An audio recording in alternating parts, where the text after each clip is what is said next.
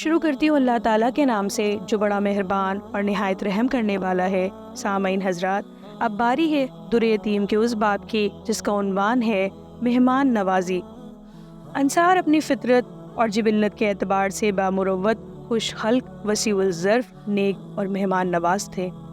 اسلام نے ان خوبیوں کو اور جلا دے دی۔ قبول حق کے لیے وہ پہلے سے ہی تیار تھے۔ حق کی صدا کان میں پہنچتے ہی دل میں گھر کر گئی۔ اسلام کی دعوت کو مکہ والوں کی طرح انہوں نے ٹھکرایا نہیں، بہت جلد قبول کر لیا۔ جیسے کہ روح حق کے وہ بہت پہلے سے منتظر تھے۔ عقبہ اولا اور عقبہ ثانیہ کے بعد ہی سے اوس و خزرج میں اسلام کی اشاعت کا آغاز ہو چکا تھا، اور اب پیغمبر اسلام کی ہجرت کے بعد تو یہود کے سوا تمام مدینہ ایمان کی سعادت سے مشرف ہو گیا۔ انصار صحیح معنوں میں اسلام کے، مسلمانوں کے اور مددگار ثابت ہوئے۔ خدمت اسلام کے لیے انہوں نے جان اور مال پیش کرنے میں کبھی دریغ نہیں کیا۔ مکہ کا مظلوم اسلام مدینے میں آ کر فاتح و منصور ہو گیا۔ بے کسی اور قسم پرسی کا دور گزر چکا تھا۔ اب فتح و نصرت اور چھا جانے اور غلبہ پا لینے کا زمانہ شروع ہو رہا تھا۔ مہاجرین جب مدینہ میں آئے تو وہ ہر طرح سے نادار اور بے سر و سامان تھے۔ پریشان روزگاری ان کے چہروں سے نمایاں تھی۔ اسلام لانے کے بعد انہیں کسی قسم کی راحت ہی نہیں ملی۔ اہل مکہ کی دل آزاریوں نے ان سے زندگی کی ساری خوشیاں چھین لی تھی۔ اپنے پرائے سب ان کے دشمن اور لہو کے پیاسے تھے۔ مکہ والوں نے صحابہ کرام کا ایک طرح سے بائیکاٹ سا کر رکھا تھا۔ دینوی منفرد کی راہیں ان پر قریب قریب بند تھی۔ مکہ سے وہ خالی ہاتھ آئے، کسی جسم پر تو کپڑے بھی ثابت نہ تھے۔ پردیس میں تہی دستی اور زیادہ تکلیف دہ ہوتی ہے، مگر انصار کے حسن سلوک نے مہاجرین کو غربت میں پریشان نہ ہونے دیا۔ جہاں تک ان سے ہو سکتا تھا اپنے پردیسی بھائیوں کی دل دہی اور غم گساری میں انہوں نے کوتاہی نہیں کی۔ یہ دنیا عالم اسباب ہے۔ اللہ تعالیٰ نے زندگیوں کے باقی رکھنے کے لیے ذرائع پیدا فرما دیے ہیں، اور ان ذریعوں، وسیلوں اور واسطوں کو استعمال کیے بغیر متمدن انسانوں کا کام نہیں چل سکتا۔ انسانوں کو ایک دوسرے کی مدد اور غمخواری کی قدم قدم پر ضرورت پڑتی ہے۔ کوئی آدمی اس دنیا میں اکیلا نہیں رہ سکتا۔ کسی نہ کسی حد تک دوسرے لوگوں سے تعلقات باقی رکھنا پڑتے ہیں۔ یہاں تک کہ رہبانیت بھی دینوی روابط سے بالکل الگ نہیں رہ سکتی۔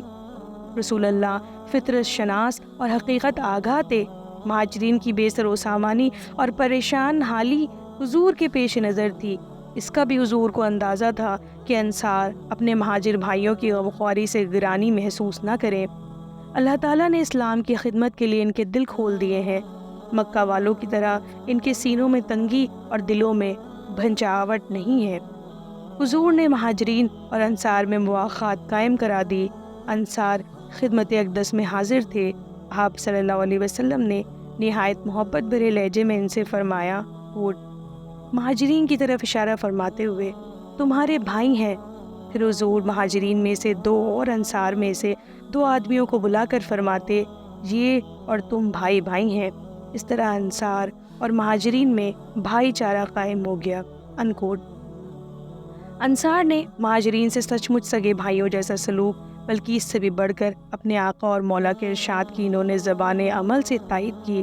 انصار اپنے ساتھ مہاجرین کو لے جاتے اور اپنے گھروں کی ایک ایک چیز بتا کر کہتے کہ اس مال میں آدھا آدھی بانٹ کر رکھ دی۔ یہاں تک کہ بعض انصار تو اس پر تیار ہو گئے کہ 2 بیویوں میں سے ایک بیوی کو طلاق دے کر اپنے مہاجر بھائی کے حوالے کر دیں۔ انسانیت کی تاریخ اس ہمدردی، غمگساری، وسعت ظرف اور مہمان نوازی کی نظیر پیش کرنے سے عاجز ہے۔ اس دنیا میں لوگ صدا سے غرض کے بندے اور مصلحت کے پجاری ہوتے آئے ہیں۔ بھائی بھائی کے ساتھ چال اور بناوٹ سے کام لیتا ہے۔ ہر شخص اپنی ذات کو دوسرے کے سود و زیاں پر مقدم رکھتا بلکہ ترجیح دیتا ہے۔ ایثار میں بھی اہل دنیا کی کوئی غرض شریک ہوتی ہے۔ نام و نمود، شہرت، تحسین و ستائش، دوسروں کی زبان سے یہ سننے کی تمنا کہ بھائی فلاں شخص بڑا فیاض، کشادہ دست اور ایثار پسند ہے۔ ایک غیر آدمی کے ساتھ یہ کیا وہ کیا، یا پھر جس کے ساتھ اس نے سلوک کیا جاتا ہے، اس کے معاوضے اور بدل کی تمناؤں میں چھپی ہوتی ہے کہ خدا نخواستہ ہم پر ایسا وقت آ پڑا تو یہ شخص ہمارے بھی کام آئے گا۔ لیکن انصار کا ایثار خلوص و صداقت کے سوا اور کسی جذبے اور تمنا سے آشنا ہی نہ تھا۔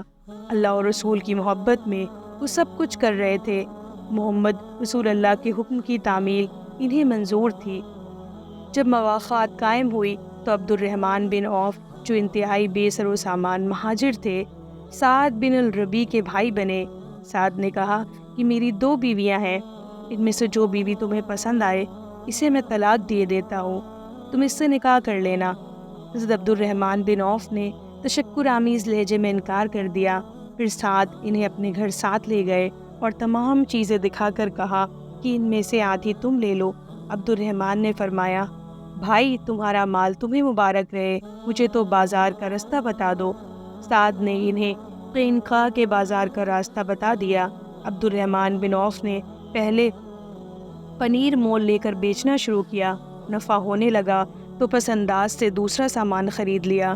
تجارت میں ترقی ہوتی گئی۔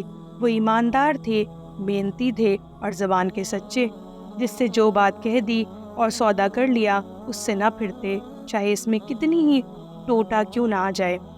اللہ تعالیٰ نے عبد الرحمن بن عوف کی تجارت میں برکت دی۔ کام پھیلتا اور بڑھتا ہی چلا گیا، یہاں تک کہ باہر کے شہروں سے 700 اونٹوں پر ان کا سامان تجارت لد کر مدینہ منورہ آتا تھا۔ اللہ تعالیٰ نے انصار کو یہ بھی دکھا دیا کہ تم جو مہاجرین کی مدد کر رہے ہو اس پر مغرور نہ ہو جانا، یہ بھی ہمارا ہی کرم اور احسان ہے کہ اس سعادت اور نیکی کے لیے تمہیں آمادہ کر دیا ہے۔ ہم یہ بھی کر سکتے ہیں کہ تمہاری مدد کسی کو حاصل نہ ہو اور وہ اپنی قوت بازو کی بدولت تم سے زیادہ دولت مند ہو جائے۔ انصار فطرتاً شریف اور نیک و سادہ واقع ہوئے تھے۔ انہوں نے مہاجرین پر نہ تو احسان جتایا اور نہ ان سے اپنی غم گساریوں کا بدلہ چاہا۔ ان کی ہمدردی اغراض سے بلند تھی، ان کی خدمات بے لوث اور بے میل تھیں۔ اللہ اور رسول کے حکم کی تعمیل میں وہ اتنا سب کچھ کر رہے تھے، خدا نے ان نیکیوں کو قبول کر لیا۔ تاریخ میں وہ انصار رسول کے لقب سے یاد کیے جاتے ہیں، اور زمین ہی نہیں آسمانوں میں بھی ان کے مناقب کے زمزمے آج تک گونج رہے ہیں۔ بہت شکریہ، جلد ملتے ہیں ایک نئے باب کے ساتھ، تب تک کے لیے سنتے رہیے، خوش رہیے، پیار بانٹیے۔